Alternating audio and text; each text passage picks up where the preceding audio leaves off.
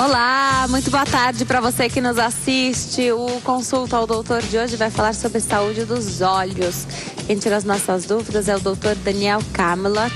Ele é médico oftalmologista. Hoje está aqui para esclarecer as nossas dúvidas. Não saiam daí, o Consulta ao Doutor já está no ar.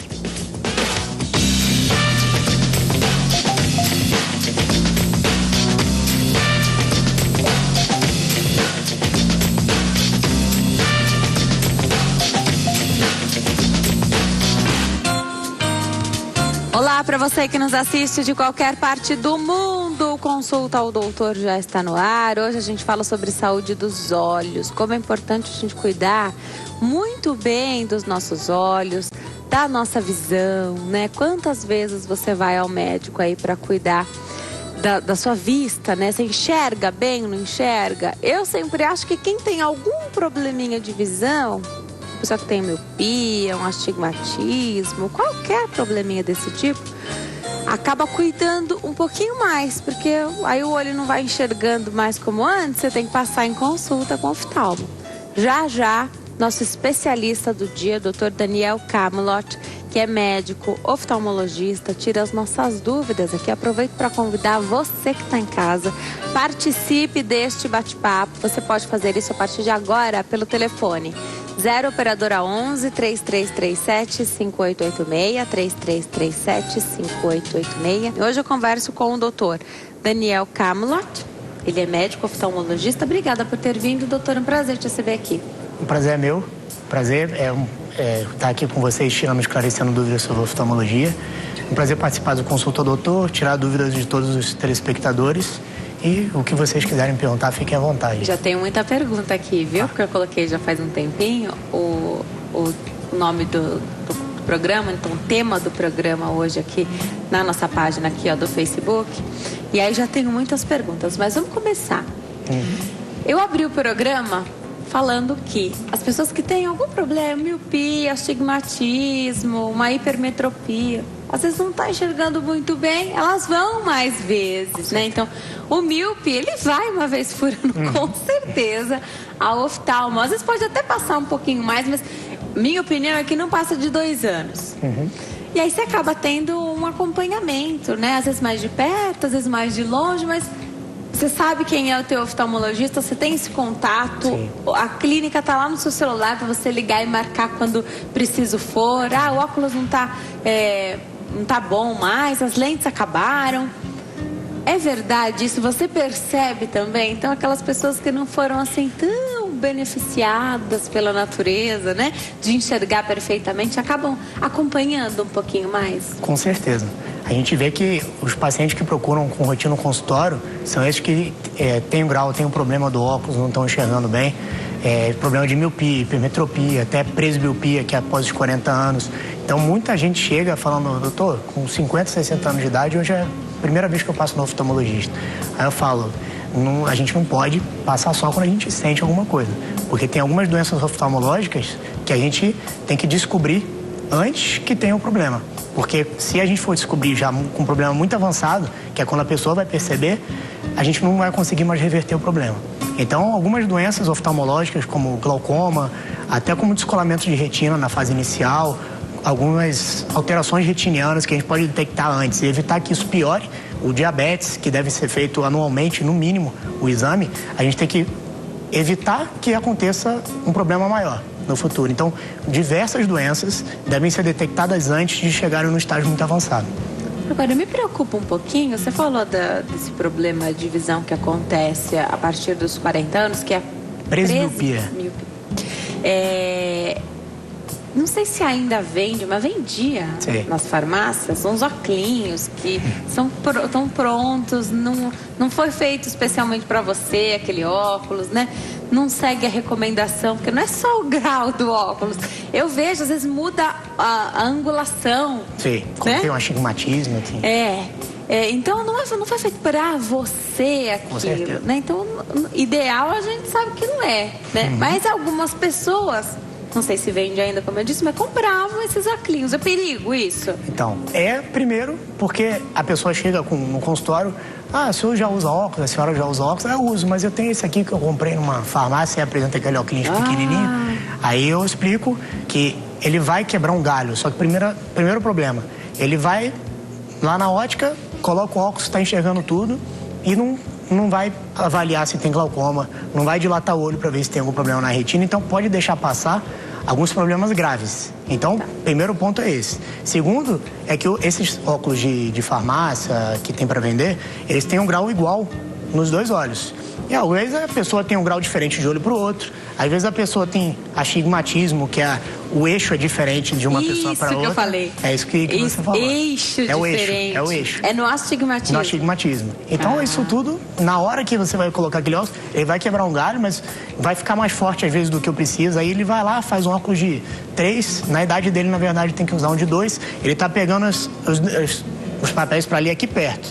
E aí, na verdade, está muito perto e a gente vai passar o grau correto para ele. Na verdade, ele está acostumado já com aquele óculos muito forte. Então, tem vários aspectos que eu contraindicaria totalmente essa compra desses óculos. Tá. Aquele exame que a gente faz, então, que a gente tem que enxergar, a sala fica escura e a gente enxerga o ponto iluminado que tem as letrinhas, né? Você sempre precisa da colaboração do paciente, então a gente sempre precisa te dizer os números e as letras que a gente está enxergando, ou através de alguma máquina você consegue ver se aquilo que eu disse que é o meu ok para enxergar é o ok de fato. O que acontece? A gente tem a refração, que é o nome desse exame. É a refração objetiva, que é o que você consegue detectar na máquina. Você tem um autorrefrator. Em algumas clínicas a gente tem esse exame, que você senta o paciente, ele foca num objeto nessa máquina, ele já consegue automaticamente detectar mais ou menos o grau da pessoa, que a gente já sai no número e tudo, e a gente vai colocar no aparelho, que é aquele que vai refinar a visão, que aí sim é o subjetivo, a refração subjetiva, que você vai colocar aquele grau e vai refinar com o paciente aquele melhor, pior, e ele vai explicando. Mas a gente já tem uma ideia, mais ou menos, do grau que ela tem, ou pela retinoscopia, que era o método mais antigo, ou pelo autorrefrator, que hoje em dia é mais fácil de detectar. Mas é engraçado esse de refinar, né? Sim. Melhor esse ou esse? Sim. Não tem diferença pra mim, doutor. Por que às vezes acontece isso? Às vezes acontece muito da acomodação da pessoa, ainda mais pessoa mais jovem. Ela tem uma acomodação que você coloca um grau de meio, a pessoa acomoda e vai tendo pouca diferença de um grau para o outro, tá? Então, essa acomodação pode variar, você colocar melhor, então a pessoa tem dificuldade de detectar. Um outro método que a gente usa para isso é a dilatação do olho, que a gente detecta o grau estático, que você não consegue ter muito essa acomodação. Então, até uma pessoa que tem miopia, vai no oftalmologista e o médico, sem dilatar, acha um grau de 2 de miopia, se você dilatar, você diminui essa acomodação e o grau correto, na verdade, não é 2. Pode ser 1, ou até mesmo a pessoa não ter grau nenhum. E o médico acaba passando um grau mais forte do que precisa, porque não dilatou o olho. Você tá brincando? Verdade. Correto é dilatar o olho. O mais correto, principalmente paciente jovem. Porque a acomodação... Mas jovem é que idade, hein, doutor? Eu já tô me achando tão jovem. Não, eu sou totalmente jovem. É assim, o jovem que a gente fala, é necessário dilatar até os 25, 30 é importante, tá? Mas quanto mais jovem, mais vai ter acomodação e mais difícil de achar o grau. E tem muita criança que usa óculos, Sim. né? E aí é difícil pra gente falar o que é melhor, o que é pior. Sim. Imagina pra criança. Então, a criança a gente parte mais desse grau objetivo mesmo. A gente entra no grau objetivo, se a gente acha aquele grau, a gente vai ter que receitar aquele grau e, se for possível, a gente refina. Senão, a gente passa esse grau, porque o exame na criança é importante detectar o grau até os 7 anos de idade. Porque, às vezes, a criança tem um grau muito alto em um olho, no outro não tem quase nada. Então, é por isso que é feito aquele tampão. A gente vê aquelas crianças com tampão em olho e o óculos por cima. Porque você fecha um olho, que é o olho o melhor, que você está estimulando mais, você fecha ele para aquele outro olho que tem um grau maior, você está estimulando ele a desenvolver até os 7 anos de idade, que é a idade em que a criança desenvolve a visão. Se depois disso ela for tentar esse tampão, já não faz muito o efeito, que a gente chama de ambliopia. É esse não desenvolvimento da visão do olho que tem estrabismo, que é o desvio do olho, ou então tem um grau desse olho mais alto do que o outro. Então essa ambliopia deve ser detectada antes dos 7 anos de idade. A gente diz que exame em criança deve ser feito ao nascer, principalmente se for prematuro, com 3 meses de idade, 6 meses, depois 1 ano, e deve ser feito sempre para detectar tanto problemas que a gente diagnostica só com exames bem precoces e para descobrir também se tem alguma diferença de grau de olho para o outro. Porque a criança enxerga tudo, que um olho está enxergando. Né? Só que o outro já não está desenvolvendo tanto. Preguiçoso. É preguiçoso. Tem telespectadora na linha, é a dona Raimunda, fala conosco de Itacoaquecetuba. Oi, Raimunda, tudo bem? Boa tarde. Oi, Denise, boa tarde. Seja bem-vinda. Parabéns pelo seu programa. Eu sou uma, como se diz? Telespectadora assídua. Ácida. Obrigada, dona Raimunda. Eu estou sempre assistindo e para mim é assim, eu já tenho ligado, graças a Deus tenho conseguido ligar para fazer algumas perguntas. Obrigada, fica à vontade. Queria perguntar pro doutor Daniel, assim, não é só uma pergunta, né? Porque eu tenho muitos, na minha família tem pessoas com problema de vista. Tá. No caso, o primeiro foi meu filho, que aos 3 anos e meio foi descoberto que ele tinha problema de vista, né?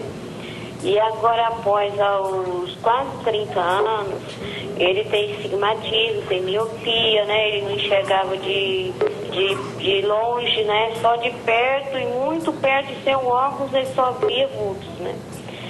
E aí deu um problema, dizem que é o tipo de um derrame que deu em uma das vistas dele, que fica uma divisão no meio, que ele vê assim, uma divisa, né?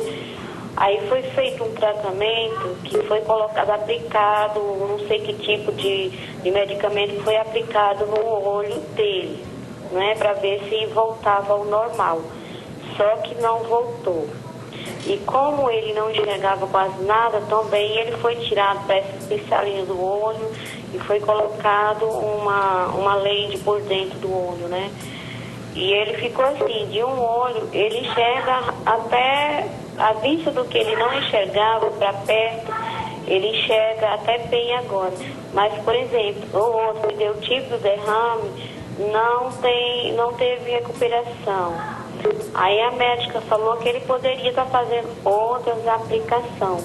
No caso, como essas aplicações são uma aplicação de R$1.500, à vista muito caro, mas ela disse que poderia fazer mais, né? Poderia ter grande sucesso, né? Então eu gostaria de saber do doutor essa opinião. E no meu caso, é que eu também tenho problema de vista e eu sinto muito arder o olho. Quando sai assim, é como se saísse um óleo da minha vista e ali começa a se arder e começa a lagrimar muito. Então era isso que eu queria saber da opinião do doutor. Tá bom, Raimunda, muito obrigada pela sua pergunta, viu? Obrigada pela participação, beijo pra você. Doutor, o filho da dona Raimunda, desde os 3 anos e meio, tem problemas de vista. E aí, aos 30 anos, astigmatismo, miopia, teve um derrame. E ela dá alguns detalhes que é difícil para eu entender, mas com certeza você conseguiu captar, né? Sim, pelo que ela fala, ele tinha um grau de miopia, ele tem um grau de miopia desde pequeno. Eu imagino que seja uma miopia alta, que ele esteja tratando e tudo, e ela relacionou essas aplicações. Eu imagino que essas aplicações foram feitas, é uma aplicação de uma injeção mesmo, intraocular, que a gente faz nessa parte branca do olho, tá? Injetando no vítreo. Então, é dentro do olho, na parte branca? Provavelmente, pelo que ela diz, sim, tá? Que a gente injeta, e nessa parte de dentro do olho, lá na retina, nesse meio aqui, toda a parte do olho ela é contida por um vítreo, que é um gel que preenche o olho. Tudo isso aqui é vítreo preenchido? É um gel que preenche o olho. Tá. E aqui atrás é a retina. Tá? Então, o que acontece? Essa injeção provavelmente foi feita porque teve algum problema na retina. Não dá pra gente dizer sem examinar se foi algum problema de descolamento. Ela falou de hemorragia, de derrame. Não sei se pode ter sido uma oclusão de um vaso, algum problema no vaso na retina. Até mesmo a alta miopia pode desenvolver uma membrana lá atrás da retina, na área central da visão, que isso também é tratado com esse medicamento, que é o antiangiogênico. Esse antiangiogênico, ele vai agir em vasos anômalos da retina que vão aparecendo e nessa membrana que vai surgindo, que vai secando essa membrana, vai eliminando esses vasos e vai enxugando. É difícil de dizer, pelo que ela relata, o diagnóstico em si. Eu imagino que a oftalmologista dela detectou que teve um problema na retina, algum derrame ou algum vaso anômalo que estava crescendo, alguma hemorragia, e ela fez essa aplicação. Essa aplicação, ela tem uma certa duração. Ela fica em média 1 mês, 2 meses no vítreo agindo. Então, dependendo do problema, pode voltar de novo esse vaso anômalo, esse sangramento, e aí tem que reaplicar. Então, caro desse jeito mesmo. Não é barato. Não tem no SUS. Tem no SUS, dependendo do problema, ela marcando e tudo, ela consegue, às vezes, entrar em algum programa que consegue fazer essa aplicação pelo SUS. Mas não é tão fácil, porque tem que entrar em algum programa para que seja... Mas existe no SUS, dependendo do caso dele, né, na verdade. Então, o diagnóstico preciso a gente não consegue dar, mas eu imagino que essas injeções estão sendo feitas porque está ressurgindo esse problema na retina, esse vasinho anômalo, e está sendo reaplicado para tratar. Não é um tratamento definitivo. Às vezes tem que ser repetido para, se aparece de novo, a gente tem que repetir. Tá bom. No caso dela, ela relata sobre ardência no olho. Lacrimeja o olho. Sim, isso é muito normal, tá? Principalmente quem trabalha muito com computador, quem trabalha muito com ar-condicionado, tudo isso, vento, isso é o chamado síndrome do olho seco. Isso não é uma coisa muito comum, pessoas que trabalham, que têm o clima da cidade mais ressecado, e conforme elas vão trabalhando, estão no ar-condicionado, a lágrima, quando ela não tem uma qualidade muito boa, você está usando muito, pisca menos o olho, porque você está concentrado no seu trabalho, a lágrima evapora mais rápido e começa a ressecar o olho. Por isso a síndrome do olho seco. Isso é muito comum, tá? Em alguns aspectos, alguns fatores podem causar um maior ressecamento, que é o uso desses aparelhos, ou então mesmo a menopausa pode facilitar isso. Tem a secura das mucosas, sim, né? Muito comum, mas isso é algo que pode ser tratado com lubrificante, tá? Esse lacrimejamento parece estranho, mas o olho seco lacrimeja muito para compensar o ressecamento. Então o olho seco resseca, a sua lágrima vai produzindo mais para compensar, mas a quantidade aumenta, mas a qualidade é a mesma. Então a gente tem que fazer uma reposição com uma lágrima artificial. Tá? Então, provavelmente deve ser isso, é importante marcar a consulta, mas é importante essa avaliação. Tudo bem? Perfeito. Agora, quando a gente fala de saúde dos olhos, o que mais nos preocupa é o quê? Perder a visão, né? O que hoje te preocupa mais? O que mais causa cegueira hoje? Olha, eu acho que para a gente enumerar, vamos dizer, 4 principais causas de cegueira, eu colocaria como a catarata, que costuma ser mais um problema da idade, claro que pode ser secundário a trauma, uso de medicamento, até de colírio de corticóide por muito tempo. Então a catarata, que é uma cegueira reversível com cirurgia. Tem o glaucoma, que é a principal causa de cegueira irreversível, que é por isso que a gente disse essa importância do exame de rotina para detectar antes que o glaucoma chegue numa fase avançada. Não dá para prevenir, dá para diagnosticar antes, a gente previne avaliando a pressão, dilatando o olho, antes que cause qualquer... Porque o paciente não tem sintoma. Sim, a maioria das vezes não vai ter sintoma. É uma perda do campo visual. Então ela só vai perceber quando a visão central for acometida. Esse é um problema irreversível, por isso detectar antes, tá? A retinopatia diabética, que é o problema que acontece no diabético, também é outro problema que tem que ser avaliado, fazendo de rotina para evitar que aconteça a retinopatia diabética, principalmente na fase proliferativa, porque é quando vai acontecer sangramento na visão, descolamento de retina por causa de tração do diabetes. Isso é uma causa de cegueira muito comum também. E em pessoas mais idosas, uma outra causa de cegueira é a degeneração macular relacionada à idade, que a gente chama de DMRI. Esse é um caso que, como eu tinha falado, em casos de atividade dessa doença, essa aplicação da injeção, que é o anti-angiogênico, age muito bem na fase úmida, tá? Quando ele está ativo. Existe também a DMRI seca. Nesse caso, existem alguns estudos, mas não existe ainda um tratamento para reverter a fase seca. Mas a DMRI úmida, esse tratamento com a injeção pode ser revertido. Então, essas 4 doenças eu acho que são as mais importantes a serem relacionadas para a gente poder explicar, a pessoa ter o cuidado e evitar que tenha um problema mais grave referente a elas. Fazer pergunta agora de glaucoma. Doutor, a pessoa foi diagnosticada com glaucoma, tem histórico na família, a pessoa já fica com certeza, ligada, falou bem, a né? genética é muito importante. Já fica ligado, já. E é bom ficar ligado, né? É bom que as pessoas se comuniquem, que contem, porque aí você consegue prevenir eventuais problemas maiores com as gerações futuras, né? Com certeza. Significa que a pessoa vai perder a visão em algum momento da vida? glaucoma. O que é o glaucoma? Existe o glaucoma de ângulo aberto, que é o que não vai causar sintoma, que a pessoa precisa no oftalmologista, principalmente a partir dos 40 anos de idade, tá? E existe o de ângulo fechado, que é o que vai causar dor, baixa de visão, visão de halo de luz, só que esse é mais raro. Visão o que dá de halos. Assim, na luz você vê um halo. Agora, legal que você falou isso, eu vou até anotar para te perguntar, porque tem gente que relata isso, mas é com enxaqueca. Sim. Já a gente fala se a pessoa pode ficar assustada e é só ir ao médico. Tá ótimo. Tá, então tem vários tipos de glaucoma. Sim. Existe o congênito também, mas eu acho que é o principal para a gente relatar, é o de ângulo aberto, que não apresenta sintoma e que a gente só vai detectar... Dói, a gente vai ao médico. A gente vai ao médico. Então esse é o principal. Essa é uma causa de cegueira irreversível, como eu falei, tá? O que é importante a gente avaliar? Como você falou, o histórico familiar. Quem tem a genética, pai, mãe, tio, avós, tem essa história, precisa ir no oftalmo para avaliar a pressão do olho. A pressão do olho alta não é o glaucoma. O glaucoma, a pressão do olho alta é um fator de risco para o glaucoma. É uma das coisas que deve ser detectadas e tratadas se detectado. Mas o glaucoma é uma neuropatia óptica isquêmica. O que é isso? Os nervos, as inervações da retina que transmitem a visão para o cérebro e tudo, elas vão sendo acometidas, tá? Principalmente por esse aumento da pressão, porque o líquido que é produzido aqui na frente do olho, ele tem que ser escoado, que é o humor aquoso. Se ele é muito produzido ou se ele não é escoado suficiente, vai aumentar a pressão do olho. E esse aumento da pressão do olho que é um fator de risco que vai começar a matar as inervações da retina. O que vai acontecendo com isso? Perdendo as inervações da retina, você vai perdendo o campo visual, tá? Então, você está enxergando otimamente bem, 100%, mas o campo visual está fechando, tá? Quando a pessoa vai perceber, ele já está aqui. E é igual, vamos dizer assim, neurônio.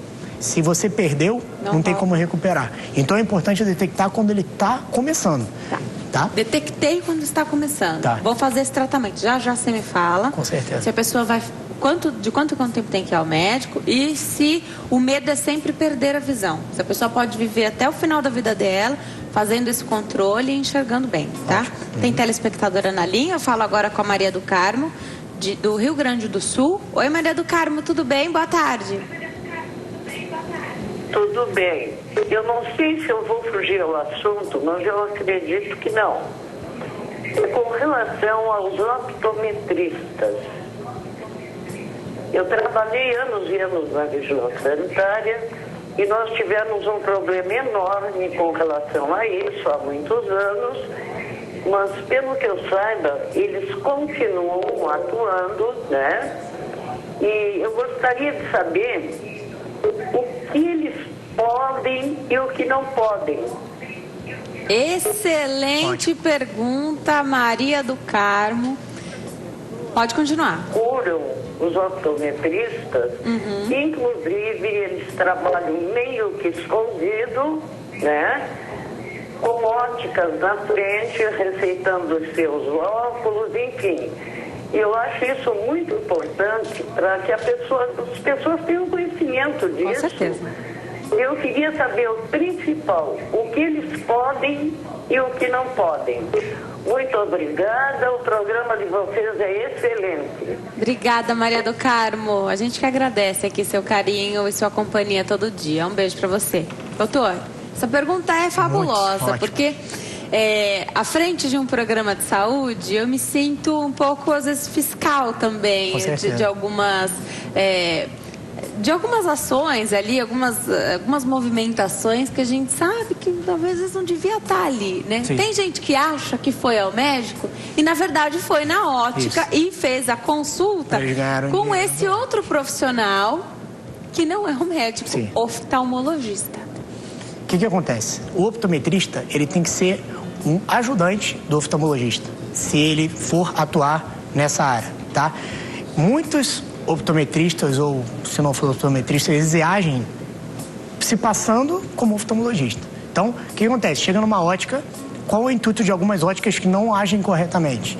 Eles querem vender óculos, então eles oferecem a consulta grátis para poder ganhar o dinheiro com óculos. Só que essa consulta, uma grande possibilidade de ser com optometrista que não está agindo conjuntamente com o oftalmologista, tá? Então, o optometrista, primeiro, ele não vai fazer esses exames que eu estou falando, importantes. Eles não podem fazer esses exames, porque a tonometria é um contato que você tem com o olho, chegar perto do olho com uma luzinha azul, que você vai aferir a pressão, tá?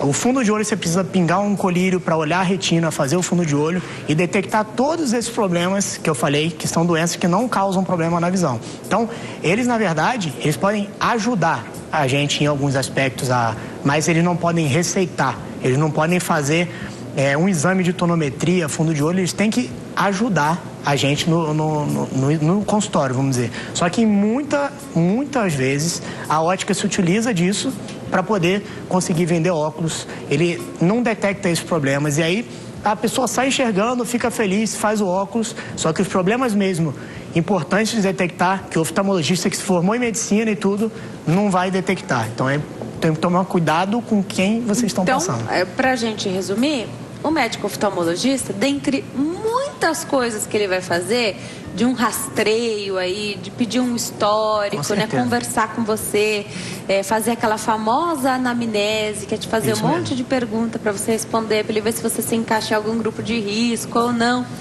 Além de tudo isso, ver a pressão do seu olho, de tentar diagnosticar alguma doença precocemente, ele vai ver se você precisa usar óculos ou não. Às vezes nem precisa, eles passam 0,25 só para poder vender. Só para poder vender. Então, esse profissional que é o optometrista, é assim que fala, né? Optometrista. Ele não pode receitar óculos. Ele precisa auxiliar apenas. O oftalmologista, quem deve receitar óculos é o oftalmologista, fazer o exame é o médico. O médico, a gente é formado em medicina e faz todos aqueles cursos para chegar a essa parte. O optometrista faz um curso menor, ele vai auxiliar, mas ele não pode receitar óculos, não pode realizar esses exames. E continuam lá trabalhando os profissionais, infelizmente. Né? Claro que eles precisam trabalhar, mas não fazendo o que os médicos que devem fazer. Tem que tomar muito cuidado. Perfeito. É importante tomar cuidado, porque eu recebo algumas mensagens. Denise, eu fui numa ótica, eu fui não sei o quê. Você precisa ir num consultório médico, no oftalmologista que tem que ir. Perfeito. E dentre muitas coisas que ele vai fazer, dentre muitos exames, tem uma imagem aí da luzinha azul, acho que é esse. Pode colocar aí na tela? Para você que está em casa, já foi ao oftalmologista, você vai lembrar disso, porque é praxe, né, doutor? É esse mesmo. O da luzinha azul, será que é esse? É esse mesmo. Esse é o que vê a pressão? Isso. Esse é o tonômetro. Isso. Agora, olha que delicado que é, minha gente. É pertinho do olho que chega isso. Então não é qualquer pessoa que pode fazer, não. É o médico, estudou para isso, especialista dos olhos. Isso né? mesmo, perfeito. Então tá, você que já fez esse exame aí, tem que lembrar que não é pra fazer uma vez na vida só, não, tem que fazer sempre. Avalia a pressão. Denise, mas eu já fui ao oftalmo faz uns 10 anos e tava tudo bem. Será que eu preciso de novo, doutor? É com essa pergunta que eu vou me preparar para dar um recadinho. Vai respondendo pra gente. Tá ótimo. 10 anos, a gente sabe que 10 anos é muito tempo. A gente diz que a revisão com o oftalmologista, pelo menos uma revisão anual, principalmente por causa dessas doenças que não têm sintomas. Então, fazer uma revisão anual, não esperar 10 anos, não esperar acontecer alguma coisa para poder procurar o oftalmologista. Então, pelo menos de ano em ano é importante passar e não esperar 10 anos para passar de novo. Então, é necessário sim passar no seu oftalmologista. Perfeito. Hoje eu recebo o Dr. Daniel Kamlat. Ele é médico oftalmologista. Tô mandando bem no sobrenome até agora, né? Certinho, doutor. Perfeito. Vamos continuar falando da saúde dos olhos. Hipermetropia, miopia. A gente costuma saber mais, né? Que é a dificuldade de enxergar de longe. Mas e a hipermetropia? O que é? A miopia, só resumindo, a miopia a gente tem o olho um pouco maior do que o normal e os raios de luz, eles têm que cair certinho aqui atrás na retina, tá? Nessa parte aqui da retina. Quando o olho é maior do que o normal, ele cai um pouco antes e a gente tem que colocar a lente para fazer com que esse raio caia certinho naquela área e você enxerga melhor. A hipermetropia é o contrário. O olho é um pouco menor do que o normal e os raios de luz caem depois de onde eles têm que cair. Então, a miopia é um grau negativo. A hipermetropia é um grau positivo para corrigir esse raio de luz que cai depois da retina. Então você conserta com a lente para fazer ele cair direitinho. Qual é a dificuldade do paciente? A hipermetropia, ela vai dar dificuldade tanto para longe como para perto. Só que para perto é uma dificuldade maior do que para longe. tá? Então a hipermetropia seria isso, seria mais ou menos o contrário da miopia. Então, ou você tem miopia ou você tem hipermetropia. Isso sim. Ou a hipermetropia ou a miopia. Tá. Agora, astigmatismo pode caminhar com os dois e você explica o que é também. Pode caminhar de mãos dadas, tanto com a miopia como para a hipermetropia. Oh, maravilha. Só para dificultar, né? Não, mas é tranquilo de explicar. O que acontece? O olho, ele não é completamente, em alguns casos, não é redondinho. Então, tem o eixo vertical do olho, o eixo vertical e o eixo horizontal. Então, os raios de luz que caem, vamos dizer, verticalmente, caem direitinho na retina. Só que os que caem na horizontal, ou caem antes ou depois. Então, isso a gente tem que corrigir esses raios que estão caindo errado. Então, você precisa de um eixo no olho, que quando a gente corrige o astigmatismo, a gente precisa corrigir aquele eixo dos raios que estão caindo errado no olho. Então, você corrigindo esse eixo, o astigmatismo no eixo certo, você consegue oferecer uma visão melhor para o paciente. É como se fosse uma distorção da imagem. Você vê o E, mas na verdade é um B, você troca o E pelo B, o A pelo H, é o contorno das imagens. Olha que é fácil de fazer essas trocas lá no exame. E a miopia tanto pode caminhar junto com o astigmatismo, como a hipermetropia também. Então, com a pessoa que só tem miopia, porque não é incomum, tem miopia, tem astigmatismo também, mas só a miopia você não consegue definir o contorno. A miopia é para longe, a dificuldade para longe. Para longe. O astigmatismo, dependendo do grau, claro, se é muito alto, dá uma distorcida. Dá uma distorção, você vê, mas vê meio distorcida a imagem. Entendi. Tá bom? Doutor, você falou daqueles halos de luz, né? E aí eu falei da enxaqueca. Sim. É fácil de diferenciar, então de repente você ouviu falar, então que tem aquela bordinha ali na luz. A pessoa fala assim, Denise, mas será que é isso? Eu achava que era enxaqueca, é só ir ao médico que você já vai saber. O que acontece? Esses halos de luz que eu falei no glaucoma, é um halo, você vê a luz, mas um halo mesmo redondo em volta. Já esse halo de luz da enxaqueca, ou você vê uns brilhinhos, ou você perde o campo visual. Tem gente que se assusta que não consegue ver o campo visual por um tempo no olho. Pode acontecer também as visões de luz antes de causar dor de cabeça. Então isso a gente chama de aura da enxaqueca. A gente consegue ver essas imagens, perde o campo visual durante um tempo, depois volta e dá dor de cabeça. Perde o campo visual assim ou esse aí é o glaucoma? Esse é o glaucoma. Mas em alguns casos, na enxaqueca, a aura da enxaqueca pode dar um efeito parecido. Tempo assim. E depois volta ao normal. Mas que susto, hein, doutor? Dá susto. Tem muita gente muito paciente chega no consultório que chega assustado. Veja bem, se fosse comigo, eu ia até pro hospital. Com certeza. Pronto-socorro. Mas é importante a gente poder diferenciar se é tranquilo, se é só essa hora da enxaqueca ou se é uma doença oftalmológica. Existe até, que a gente chama, é mais raro, mas é enxaqueca retiniana, que você perde o campo visual, faz todas as investigações possíveis, não acha uma causa ocular e o diagnóstico é dado como enxaqueca retiniana. Você não tem a dor de cabeça depois, mas tem os sinais, a aura, que é o que eu estou explicando. Então, se sentir isso, é bom procurar, mas se tem essa aura logo depois vem a dor de cabeça, provavelmente deve ser da enxaqueca, mas não custa nada procurar o seu oftalmologista, procurar seu neurologista para fazer a investigação correta do caso a caso. Coloca mais uma imagem na tela, essa que está separada aí pra gente ver. Isso aí é o que, doutor? Essa imagem, ao contrário do glaucoma, a DMRI, como eu tinha falado, a degeneração macular, o problema maior dela é na área central da visão, é na mácula. Essa membrana que eu expliquei que é formada, essa hemorragia, o edema, esse inchaço na retina, a maioria das vezes é na área central. Então, o paciente perde esse campo central. No início, ele começa a ver as linhas retas, ele começa a ver distorcida.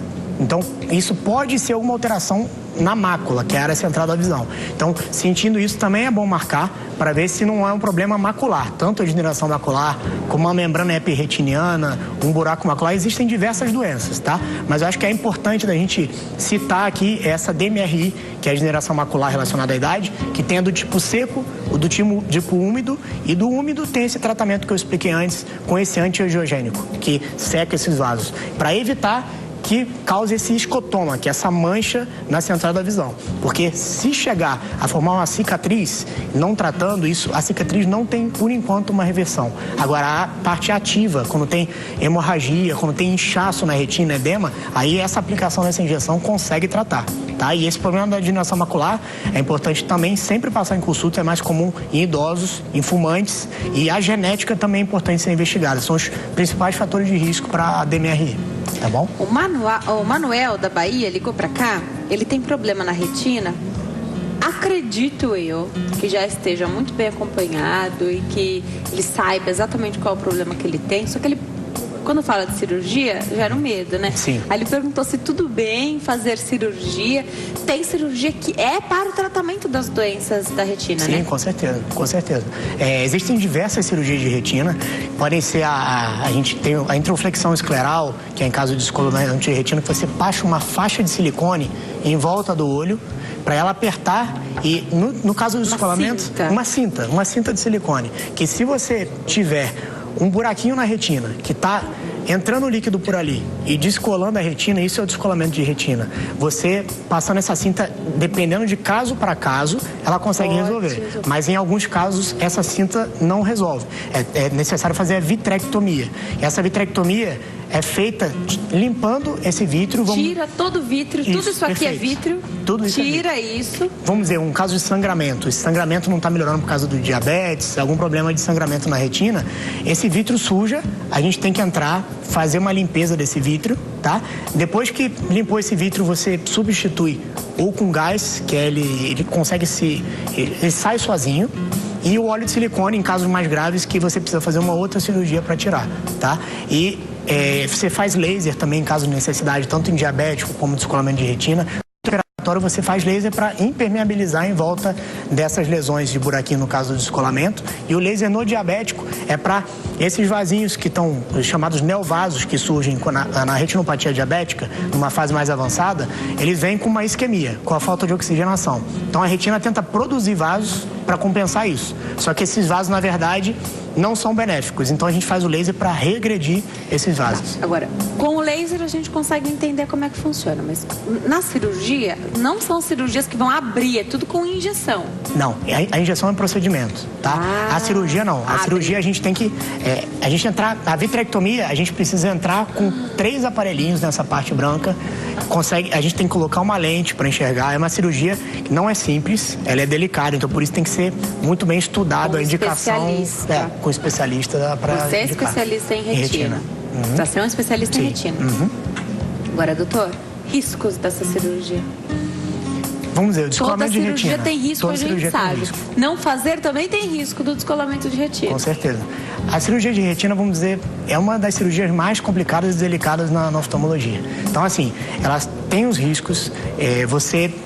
No descolamento de retina, você precisa operar logo. Se o descolamento pega a área central da visão, que é aquela mácula que eu falei, ela é mais difícil de melhorar. Se você consegue detectar enquanto ela não chegou nessa área central, o prognóstico, a chance de melhora é maior, tá? Mas é fazer a cirurgia logo. Agora, riscos, vamos dizer, um caso de retinopatia diabética proliferativa grave, a chance de melhora já é mais difícil do que um paciente que está começando a tratar com laser. Então, você já tem um descolamento tracional, a retina já está tracionando. Às vezes a retina cola perfeitamente, mas já tem uma isquemia por causa do diabetes, uma falta de oxigenação. Essa falta de oxigenação, mesmo a retina colando, a fisiologia, o funcionamento da retina não volta ao normal. Então a gente não pode garantir, você vai fazer cirurgia, vai voltar. Então depende muito de caso para caso. Uma cirurgia de catarata, você pode prometer mais um prognóstico do que uma cirurgia de retina, do descolamento de retina, ou um problema de descolamento tracional da retina no diabético, que é muito mais delicado do que num caso de, vamos dizer, de catarata, que também tem os seus cuidados, mas uma cirurgia de retina é mais delicada. Qual a ligação de um olho com o outro? Então, se alguém teve descolamento de retina em um olho, no caso mais grave, perdeu a visão, tá? O outro olho funciona e a gente sabe que o nosso cérebro é bastante inteligente, a gente consegue se adaptar. Com certeza. É a chance do outro olho ter também? Um olho não passa para o outro, mas os fatores de risco que a pessoa tem para o descolamento de um olho... no organismo. Então, tem que... Sempre teve o problema do descolamento, tanto história familiar, descolamento na família. Miopia muito alta, porque a miopia, como eu expliquei, é um olho um pouco aumentado, então ele é maior, a retina não consegue acompanhar esse aumento do olho na miopia, e no alto míope a chance de formar esses buraquinhos, lesões, são maiores. Então, o alto míope, um paciente que tem histórico na família... Alto míope é quantos graus?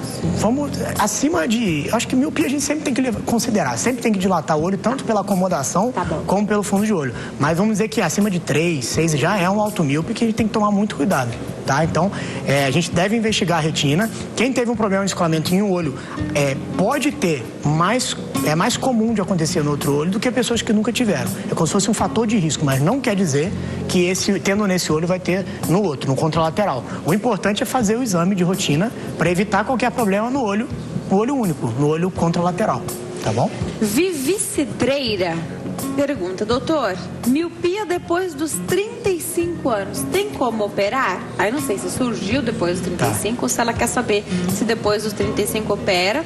Perguntou, essa miopia estaciona ou volta depois da cirurgia? Como é que funciona? Tem imagem da cirurgia, não tem? Da refrativa não tem. Não tem? Então não coloquei. Mas eu explico direitinho. O que é a miopia?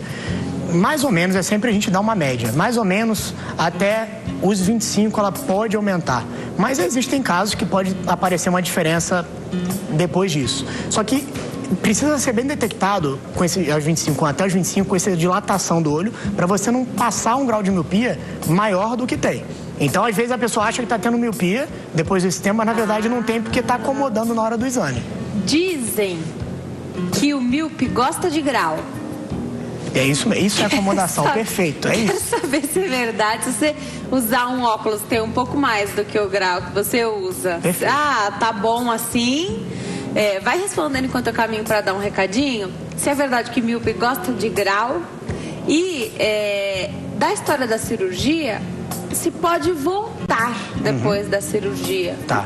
Então, a miopia, ela deve ser avaliada, essa volta do grau, como ela falou, esse costume, esse gostar de grau, é a acomodação do olho. Conforme você vai dando grau, se a pessoa tem muita acomodação, o olho vai aceitando, você fica com um grau mais forte do que precisa. Isso pode dar até dor de cabeça. Agora, após a cirurgia refrativa, que é a diminuição desse grau da miopia, ele deve ser bem avaliado a córnea, a espessura dela, o quanto você pode diminuir a curvatura para ver se pode voltar ou não. E acima dos 35 também tem que ter o cuidado, porque a miopia ajuda para perto. Após os 40, não vai se zerar a miopia, não vai ter mais essa ajuda. Então, em alguns casos é feita monovisão, opera um olho só, mas isso é um pouco mais complicado, é bom marcar para a gente avaliar.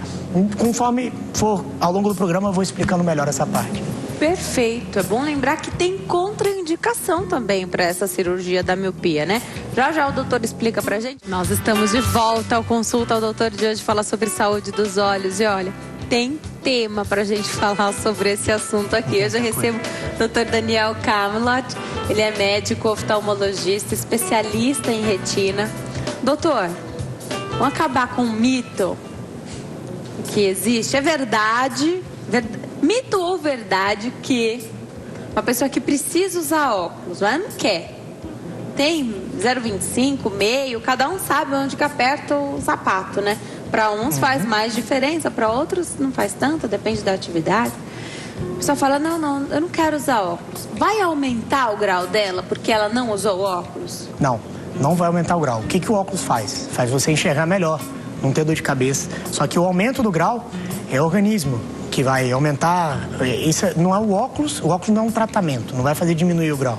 Então não é porque não está usando que o grau vai aumentar. Nem diminuir. E também não é a mesma aumenta, coisa. Não e nem diminui. É porque está usando, eu estou usando óculos, mas meu grau não diminui. Não tem nada a ver. Então não é para diminuir, entendeu? Então é importante isso. Tem estudos até de japoneses, que o pessoal é mais disciplinado para estudar e tudo, que moravam no Japão, que tem essa disciplina, que isso mais aos 7 anos de idade, não é nada comprovado. Que o uso que isso também pergunta, o uso de computador, celular, toda hora, isso pode aumentar o grau? Tem estudo que até os 7 anos, foi comparar esses japoneses do Japão e outros que foram para a Austrália, que a forma de vida é diferente. Então, dizem que você interagir mais com o ambiente externo, para longe, para perto, isso pode evitar um aumento, um surgimento de uma miopia, enquanto você o uso constante do computador, de uma leitura para perto, pode ser que isso tem uma influência, mas não é nada comprovado, tá? Mas isso até os 7 anos, enquanto a visão, como eu tinha explicado, está desenvolvendo, mas não é nada comprovado. Então, até hoje, o que a gente sabe é que a genética é o que influencia e não é o óculos que vai aumentar ou diminuir o grau. Isso depende muito do organismo da pessoa e da genética, tá bom? Perfeito. Agora, doutor, a gente acostuma, né? Porque enxergar bem é uma delícia. Então, quem Depois usa começa a usar. óculos, usa lente, se acostuma. Com certeza. Agora, às vezes a gente pega uns dias de férias ou vai passar uma temporada na praia, vai descansar um pouquinho e aí você usa menos o óculos, né? Então você usa só para uma leitura ou nem precisa, tá perto ali. Às vezes o problema é miopia, não precisa dessa para essa leitura de perto. E a gente fica alguns dias sem usar óculos. A gente sente menos falta. Isso é uma coisa do organismo. Então, quem usa óculos vai saber isso. Tá com óculos, aí você tira agora o óculos, você vai sentir uma falta dele, né? Mas se você ficar um tempinho, parece que o nosso organismo acostuma. Tem gente que tem dor de cabeça, mas eu, por exemplo, não tenho. Então, se eu fico sem óculos, eu vivo normalmente, né? Apenas com a dificuldade de enxergar, às vezes de longe, um pouquinho, uma coisa ou outra. Mas parece que o nosso organismo acostuma, é verdade? Em primeiro lugar, tem que levar em consideração essa acomodação que eu expliquei. Quando a pessoa é jovem, essa cristalino, que é onde causa catarata, ele foca para longe e para perto, ele é elástico. Quanto mais jovem, mais elástico ele é e mais você consegue acomodar. Perfeito. Então, às vezes você não usa, você consegue chegar a essa acomodação. E em muitas pessoas, essa acomodação, quando é muito forte, pode causar dor de cabeça. Então, essa é uma das explicações. Você está sem o grau, sem o óculos, você fica acomodando, chega numa acomodação que consegue enxergar. A outra é que, se você comparar, você usa, tá perfeito. Você tira, fica ruim. Se tá ali, tá o mais ou menos tá bom. Mas depois que você coloca a visão 100% em HD, aí não dá para voltar atrás. Então são mais essas explicações mesmo para esse costume. Para quem usa lente, não vai dar tempo de a gente falar tudo aqui, mas precisa ter uma higiene, um cuidado, né?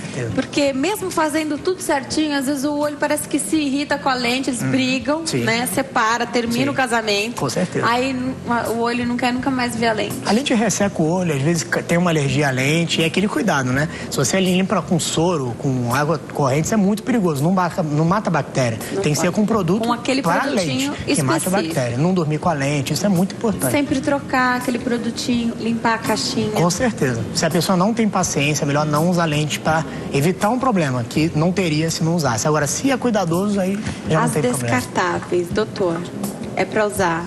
Tem descartável que é diária, né? Isso. E tem a descartável que você pode usar um pouquinho mais. Então. É um mês?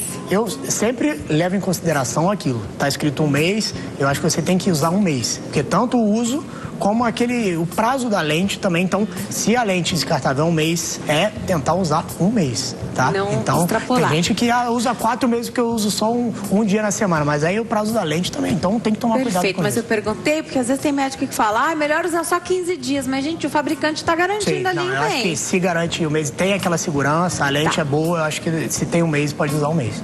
Perfeito. Tá bom? Daria uma outra pauta, que quero falar de catarata, mas dá uma outra pauta. Doutor, tem muita gente utilizando colírios para fins estéticos, que são colírios, são medicações, né? Com não certeza. se deve fazer isso. O que acontece? Esses colírios para medicação estética, eles foram descobertos porque no glaucoma existe um colírio que causa efeito colateral. Qual o efeito colateral que para algumas pessoas é bom? É o crescimento dos cílios. Só que esse crescimento dos cílios, além disso, também pode causar o olho vermelho e o acinzentamento da parte da íris. Da parte colorida? Da parte colorida. O uso crônico pode acontecer. Só que esses produtos são indicados para usar nos cílios, com um pincelzinho e tudo. Então, existem cuidados, ele não pode ser usado, não pode cair no olho, porque existem também esses efeitos colaterais para o olho. Ele era usado para o glaucoma. Então, ele foi descoberto esse efeito colateral, que para muitas mulheres, na hora de sair tudo, um cílio aumentado, até meus pacientes homens, eu brinco com eles, falando, você gostou desse cílio, tá fazendo mais sucesso? Se fosse mulher, ele começa a brincar com isso. Mas existe isso, era usado para glaucoma, então foi descoberto que esse efeito colateral causava o crescimento dos cílios. Então, por isso, algumas empresas estão utilizando dessa substância para um aumento dos cílios. Que a gente indica mais para quem tem um problema nos cílios. Por favor, né? Tá, eu também acho que é super perigoso, os cílios pertíssimo dos olhos, vai que cai alguma coisa ali, melhor não correr esse risco. Vamos atender a Luísa, tá na linha, fala conosco de Macapá, no Amapá. Oi, Luísa, tudo bem? Tudo bem, querida? Seja bem-vinda, obrigada por ter ligado. Pois não. Querida, eu posso fazer uma pergunta pro doutor? Pode. Querida, doutor, boa tarde. Boa tarde. Doutor, o meu marido fez uma cirurgia de retina. Só que ele não está bem. Ele não enxerga nada, só vulto, doutor. Eu quero saber se há alguma possibilidade de ele refazer essa cirurgia para poder enxergar alguma coisa? Luísa, então ele teve um problema na retina e aí fez a cirurgia e ele não ficou melhor, é isso? Ele ficou pior ou igual como ele estava antes? Isso. Tá. Obrigada, Luísa. Um beijo pra você. Um beijo pra todo mundo de Macapá, no Amapá, doutor. Então, Luísa, é um prazer participar, falar com uma pessoa da Amapá também que está participando. Acho que, em primeiro lugar, tem que discutir com o médico que fez a cirurgia, porque, como eu falei, a cirurgia de retina é a mais complicada, é a mais delicada, e o prognóstico da cirurgia não é o mesmo prognóstico de uma cirurgia de catarata. Se o descolamento já cometeu a área central da visão e descolou a retina central, a chance, às vezes, a retina cola, só que a fisiologia, o funcionamento não volta ao normal. Às vezes, pode ter uma melhora, só que não ser aquela melhora esperada. Isso é muito comum. A cirurgia pode estar 100%, tá? Mas, em alguns casos, mesmo a cirurgia 100%, a retina colada, o problema é o prognóstico. É como se tivesse, como eu falei, um neurônio. Ele colou, mas não está voltando à funcionabilidade normal dele. Então, eu acho que deve ser avaliado. Em alguns casos, a gente reopera, mas eu acho que tem que ser discutido com o cirurgião que fez a cirurgia, que participou da cirurgia, sabe o que aconteceu, sobre os riscos, benefícios, até porque, às vezes, uma segunda cirurgia mal indicada pode trazer mais malefícios do que benefícios. Então, deve ser muito bem avaliado caso a caso. Então, discutir com o oftalmologista que fez a cirurgia às vezes, é 100%, só que a funcionabilidade da retina pode não voltar ao normal. Tudo bem? Que triste, doutor. Mas cuidar bem também do outro olho. O outro olho é 100%, é o que a gente fala. O outro, cuidar sempre bem desse olho contralateral. E o nosso organismo consegue... Acaba se adaptando até mesmo pela profundidade. Sim. Muita gente acha que... Eu não sei se é uma coisa que se fala muito agora, né? Mas antigamente, quando alguém falava, mas a pessoa ficou com um olho só, mas aí é ruim porque você não consegue ter a profundidade. Sim. E aí não importa o quanto a gente tente tampar um olho para ver se funcionaria da maneira, é diferente quando muito você diferente. Perde o realmente cérebro acostuma. o olho. O cérebro é sábio, ele acostuma, ele consegue se adaptar a isso. Consegue dirigir. Dirigir, dependendo, se for carteira profissional, com olho só é difícil. Mas se for uma carteira normal, ele consegue até tirar a carteira de motorista com essa visão 100%. Sim, conseguiria. Perfeito. Tá bom? Aproveitar a pergunta da Helena. Uma vez eu estava pesquisando sobre as tais moscas volantes, e aí eu descobri que falta muita informação na internet sobre isso. A Helena pergunta o que é descolamento de vítreo, pergunta se é perigoso. Acho legal a gente falar também sobre isso, doutor. Sim, com certeza. O descolamento do vítreo parcial não é descolamento de retina. Descolamento do vítreo não é indicação cirúrgica. Os sintomas do descolamento do vítreo são as moscas volantes. As mosquinhas, você, principalmente quando olha para uma parede branca, você olha para lá, a mosquinha vai junto. Se olha para cá, a mosquinha vai para outro lado. Não é algo fixo, não é uma mancha fixa. Sim. É uma mancha que se move de acordo com o nosso olhar. Isso. E ele vai mexendo. E ela é muito comum em automíope, por ter o olho maior. O vítreo, ele é mais... ele desorganiza mais fácil, que é aquele gel que tem no fundo do olho. Esse é o descolamento do vítreo. O vítreo, ele está aderido na retina em alguns locais, e quando ele solta da retina, você começa a ver esse vítreo, esse gel mexendo para lá e para cá. O único cuidado que temos que ter, esse vítreo em alguns locais, ele é mais aderido. Então, se ele está muito aderido nesse local da retina, se existe essa ruptura, o vítreo solta e pode formar um buraquinho. Tava coladinho parte, muito aderido. Quando ele descola o vítreo pode levar um pedacinho da retina. Por isso que quando sente esse sintoma, é importante dilatar para ver se esse descolamento do vítreo causou algum problema na retina. Então, você estava enxergando normalmente, de repente apareceu, as pessoas descrevem das mais diferentes maneiras. Às vezes é uma bolinha, uma pintinha, uma teia de aranha, um fio de cabelo. Sim, perfeito. Né? Então tem várias descrições sobre o que podem ser. Isso é uma desorganização do vítreo. As moscas volantes. Sim. Então não tem nenhum prejuízo mas deve ser avaliado. Você avalia. Se a Avalia retina foi quando acometida. surge e, na sua opinião, porque você falou aqui antes do programa começar, deve-se avaliar cada consulta oftalmológica. Sim, eu sou a favor de sempre ser avaliado, até quem não sente nada, pode ter algum afinamento na retina que não detecta. Perfeito. E a gente vendo isso, faz o laser em volta para impedir. Não tenho moscas volantes. Fui ao seu consultório e falo, olha, doutor, vim aqui só ver se meu óculos tá bom, se tá tudo bem. Você vai pedir para fazer um mapeamento de retina? Eu acho importante. A não ser que muitas pessoas, hoje não, porque eu tô dirigindo, vai atrapalhar. Mas se for possível... planejado para isso, eu acho bem interessante fazer. Perfeito. Eu vou me preparar para dar um recadinho. Mônica Neri diz aqui, de vez em quando sinto dor nos olhos. Diz que passou o colírio, parou. Agora o outro olho está doendo. Diz que dói um olho, depois dói outro. Do mesmo jeito. Ela tem medo de colocar colírio, não sei se é medicamento, ou se é aquele colírio também que é só a lagriminha artificial, não sabemos qual é. E de repente tem alguma coisa no olho e ela está mascarando. Essa é a preocupação dela. Ela sabe, ela diz aqui que precisa procurar um médico especialista, mas ela quer saber se você pode adiantar alguma coisa, se essa dor, ela diz que parece ser uma dor no osso ao redor dos olhos. Tem alguma ligação? As pessoas falam de dor de cabeça nessa parte frontal, a gente estava até conversando no intervalo. Você falou que pode estar relacionado a alguma coisa da visão, sim, mas e essa dor ao redor que parece no osso ao redor do olho? Eu acho que é muito importante caracterizar a dor. Em alguns momentos a pessoa fala que é uma dor no osso, na verdade é difícil, uma queixa de uma pessoa é diferente da outra. Então, essa dor, como eu falei, é importante passar em consulta, avaliar a pressão do olho, fazer a avaliação de toda a visão, ver se existe alguma inflamação ocular, que essa inflamação também pode criar dor, até mesmo qualquer problema, até o ressecamento do olho pode causar uma ardência, uma dor inespecífica, que deve ser avaliado. Mas é importante marcar consulta para poder caracterizar a dor, fazer o exame completo para aferir o diagnóstico.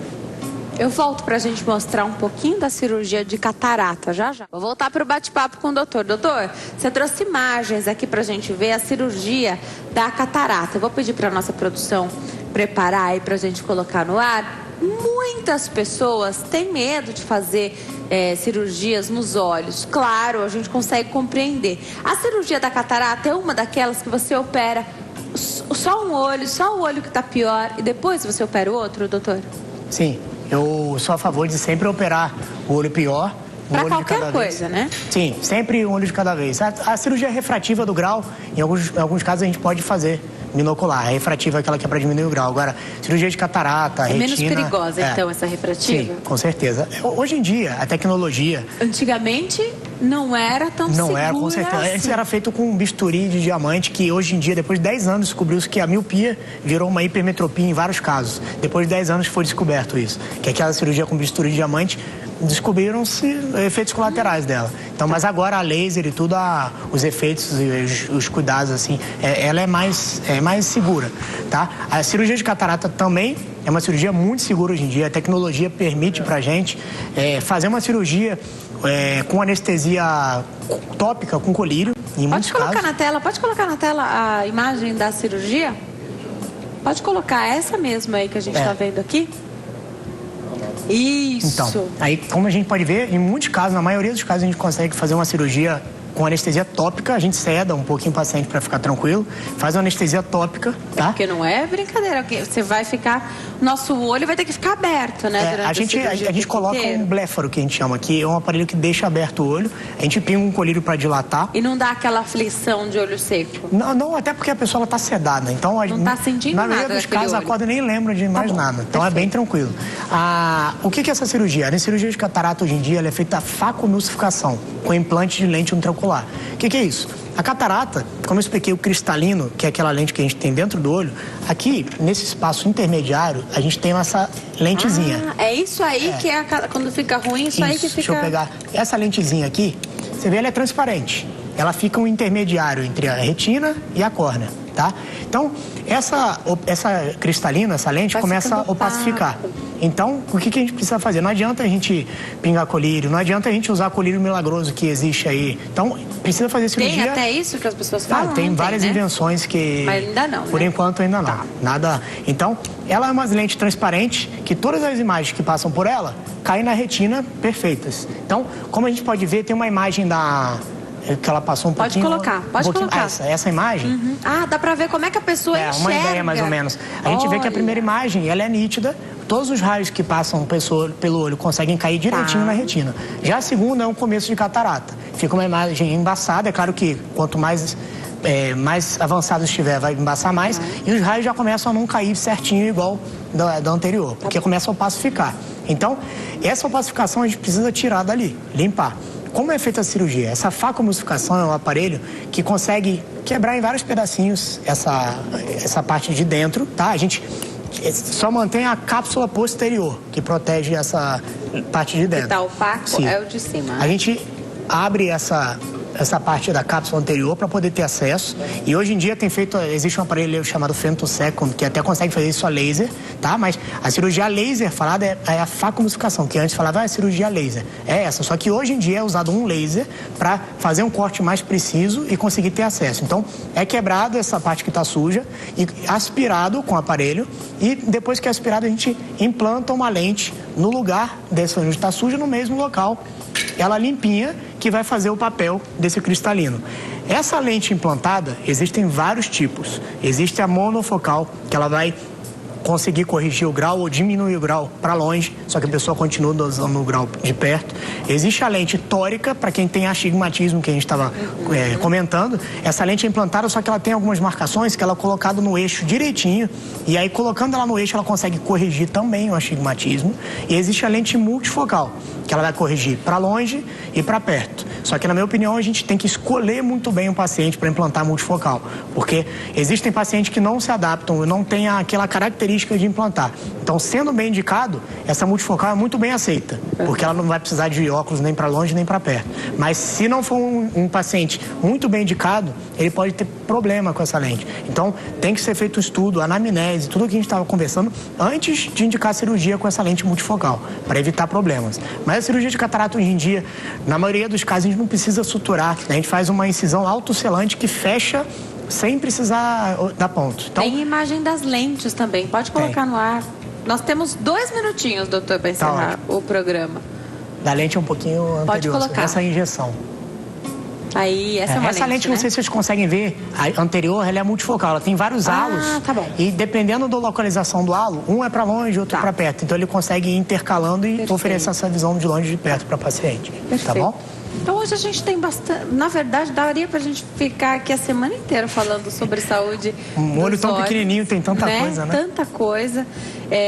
Em outra ocasião, a gente já até falou de alguma alteração na visão que é neurológica. Sim, claro, é nervo óptico. Que antes disso, antes de ir pro neurologista, como é nos olhos, você vai no oftalmo, né? Aí o oftalmo vai dizer que não tem nada. O problema é lá atrás. E aí você vai fazer esse rastreio. Tem muitas perguntas aqui, mas infelizmente não dá pra passar todas as perguntas pro doutor.